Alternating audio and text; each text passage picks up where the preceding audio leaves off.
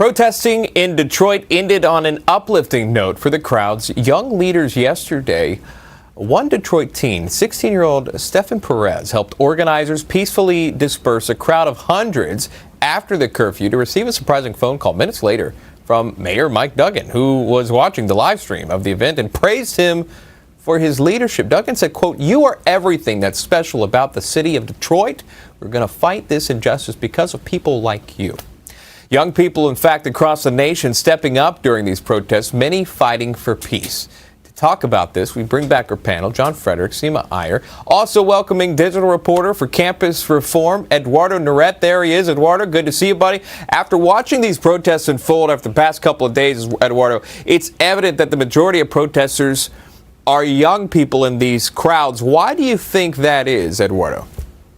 Well, what stands out to me is what Americans have been seeing on TV these last few days really started in the classroom. So for the last few years at the Leadership Institute's Campus Reform, we haven't only reported on how these campus protests have grown more radical and extreme with groups like Antifa leading the way, but we've also shown how these groups have received endorsements from university professors. So just as an example, over the last few days, a Georgetown University professor called on the rioters in downtown Washington, D.C. to destroy the Trump International Hotel. A professor at Northwestern University said that what's been going on is an appropriate response. And so we see young people on campus getting involved with these groups, and then when they hear their university professors endorse the actions of these groups, that gives them the green light to participate, that gives them the green light to go out there, which unfortunately often leads to maybe some more radical and extreme elements.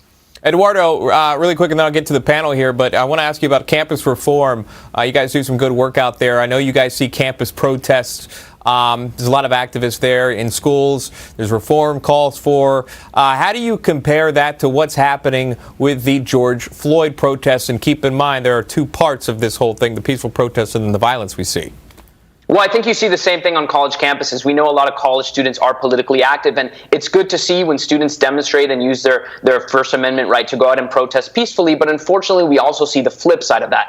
I've been on college campuses myself where I've seen Antifa tables set up, recruiting tables in the middle of campus, set up to recruit and talk to these young students who don't really know what the movement is about, to get them to join the movement. And so that's where the issue is. You know, we want people to protest about what they care about, to use their First Amendment right, but on a college campus we're seeing what we've now seeing in the rest of the country. We see groups that are peaceful, but we also see the more radical and extreme elements. Wait a minute. So you've seen a table set up. Does this table that you're talking about, it doesn't say Antifa on it, right? I mean, how do you know it's an Antifa organization?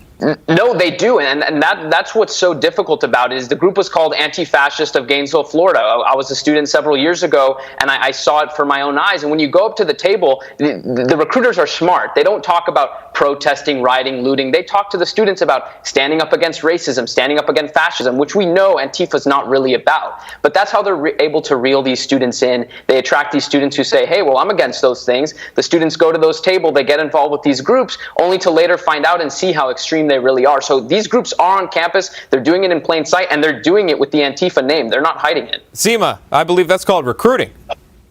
Exactly. It makes me think of ISIS and Al-Qaeda and Taliban and susceptibility. When Eduardo was giving that example about the Georgetown professor who would, say something radical and then almost incite younger people, there is a danger as well as a promise to having young people lead the way. John, your thoughts on that? Well, Sean, look, they've been stuck at home for 3 months with nothing to do, and they lost their jobs, and they're not in college or high school. So what are they doing? So now they're out protesting, trying to have something to do.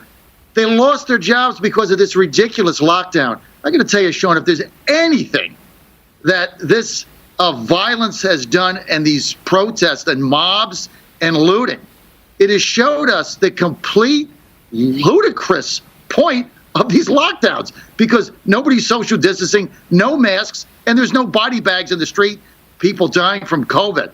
So, we can go back to the college campuses and what the professors are saying, but in reality, you didn't get this when college kids were getting out of school, wanted to get a job, wanted to get ahead in the greatest economy in the history of the republic, and get a piece of the action and a piece of the pie, open their own business one day. Now they're stuck at home with nothing to do. So, look, chance to riot.